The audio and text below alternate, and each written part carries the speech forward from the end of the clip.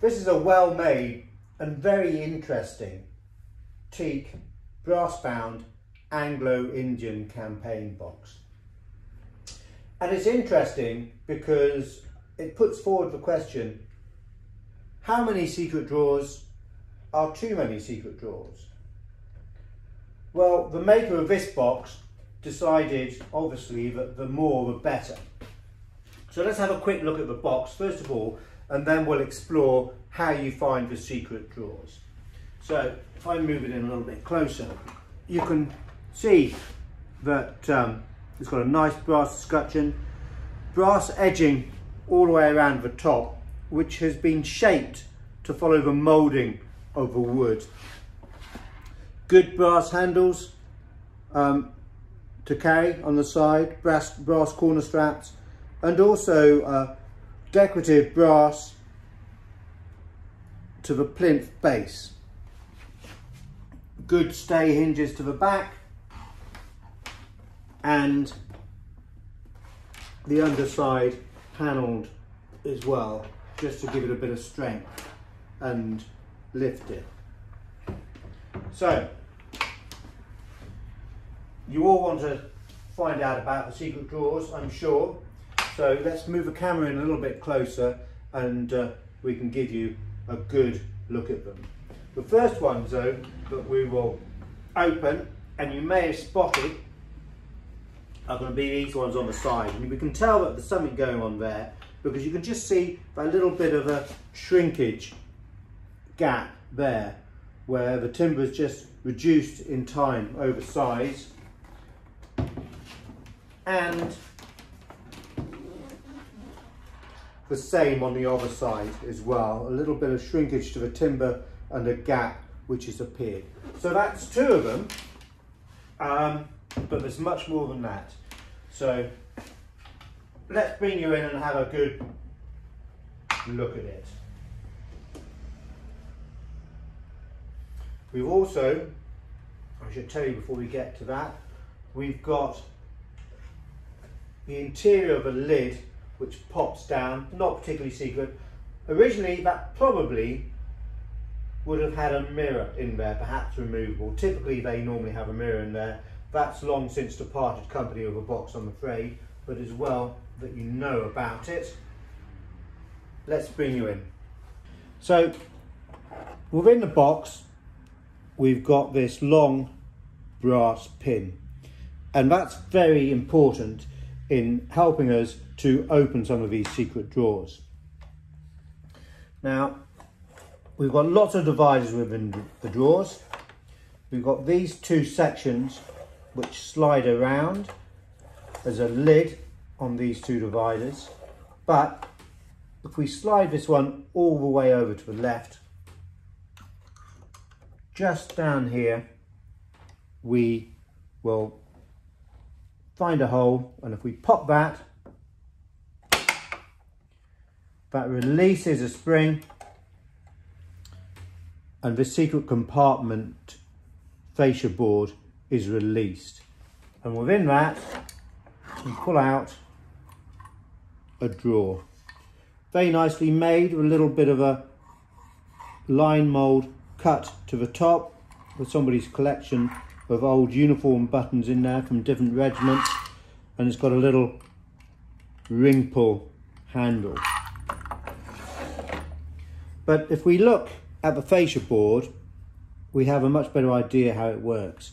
So you've got brass to the top there and also here, and you've got two little pin teeth which stick here, and our spring which pushes it against the drawer.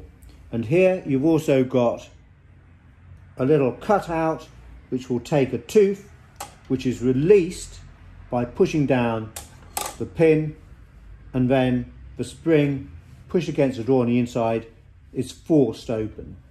So we need to put that back at an angle to find the two holes that the pins locate, and if you just listen to the noise of it clicking, there. So that's one. if we come all the way round,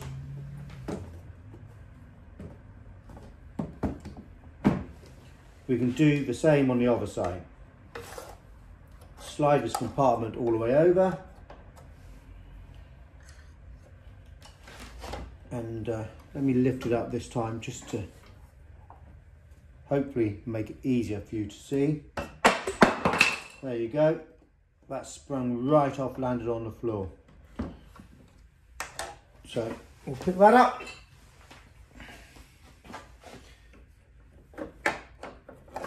The inside has got a drawer, as you can see. You can see the tooth there, which just releases. So let's just see if we can show you that. Can you see it moving as I press it with a pin? And you can see the drawer on the inside.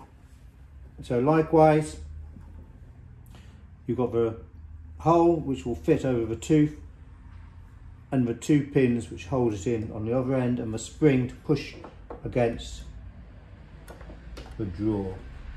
So there you go, that one's in.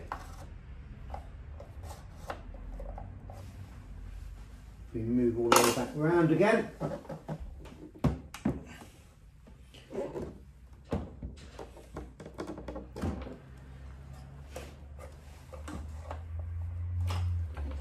Now, there is another hole just into this corner here,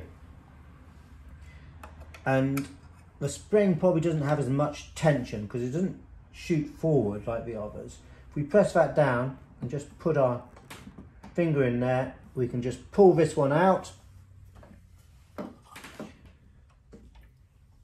and so that fascia board is removed, and behind there we have got two long drawers which go all the way to the depth of the box. Again, cut with a little mould just at the top of the drawer edges. Nice little bit of detail. We can see the tooth there. Releasing. Two holes here to take the holes there to fit it, and a much smaller spring. So let's put that back.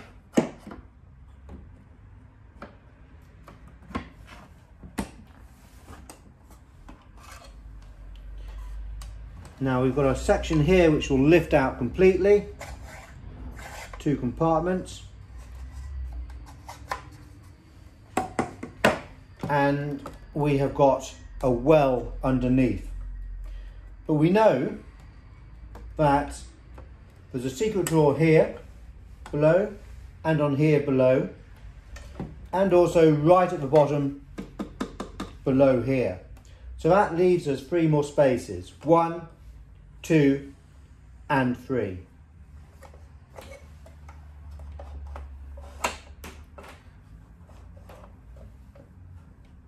So there's another hole here.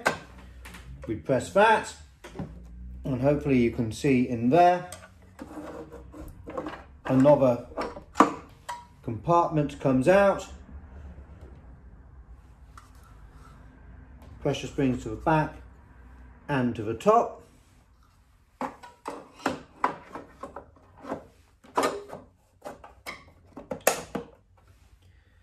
Now the two side ones don't work on the pin. Just on the inside edge here, you've got pressure boxes, much like an English campaign slope. And if we press on the pressure point here, it releases a fascia board here, which then comes out. That doesn't have pins, but it's rebaited just to fit to a groove there. And again, we've got a drawer which pops out. Now the other side, the drawer is missing.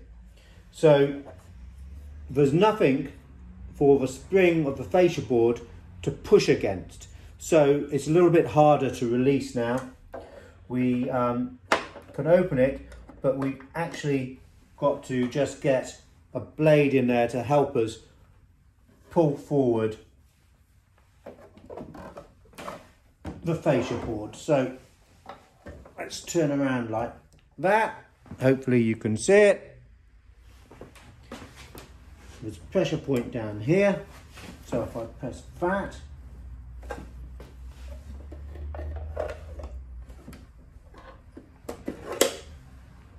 and then that releases it as well. You can see the rebated edge just to lock it on the other side, and there's a spring. But because the drawer is missing, we don't have the pressure for the spring to push against to make it an easy release, which is why we need the aid of this blade here. So let's count them. 1, 2, 3 with 2 drawers, 4, 5, 6. Secret drawers, 6 of them. Lots of spaces to hide any secrets you may wish to keep, love letters or money, etc.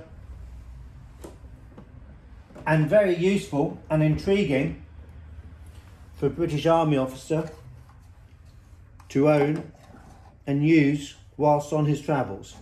So, Anglo Indian, it's made of a very good quality teak, which is brass bound, and the whole cabinet work actually is nicely done. And it's going to be early to mid 19th century in date.